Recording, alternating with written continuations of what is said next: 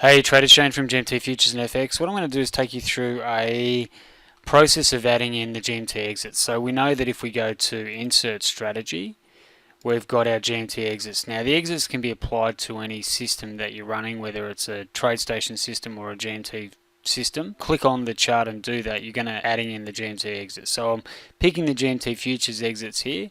So we'll go OK, and that will add that to our chart.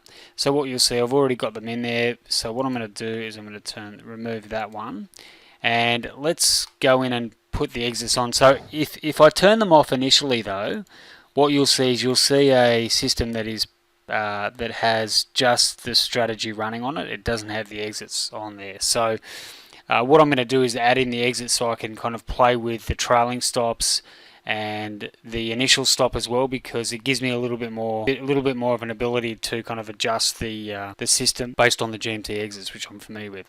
So let me go in now and do that. So the first thing I want to do though is I want to make sure that the exits don't impact on the initial strategy, because I'm trying to find out what happens if I put the exits in and whether it improves the overall performance or not.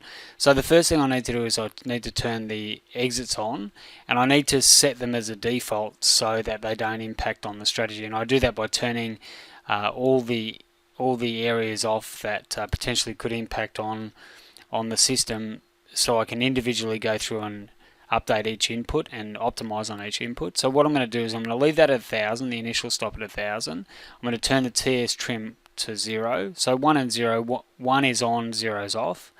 I'm going to turn the VM stop to 0. Then I'm going to go through and I'm going to turn the trend strength target to 0.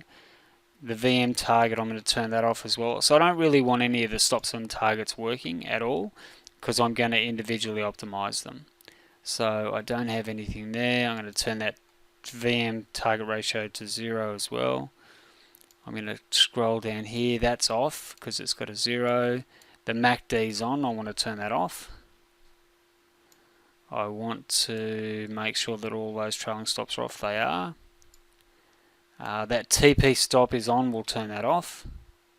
The support resistance trailing stop is off. The swing trailing stop is off, so it's all good. So go OK, and we'll close that.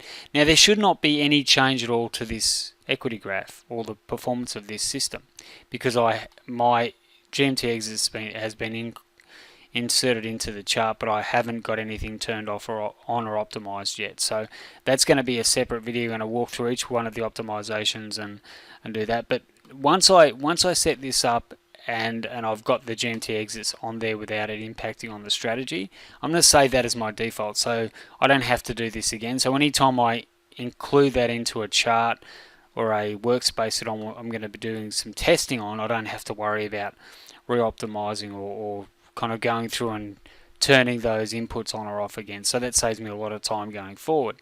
So we'll just wait for this to upload, and then we'll jump in and save that as our default. Alright traders, back to the charts. You can see that no impact at all on the strategy, which is great. So now the next step for us is to go through and do our optimization. So I'm going to walk you through that process in our next videos, but let's quickly save that as a default. So we go into the strategy, we go format. Now this has been updated to ensure that there's nothing on.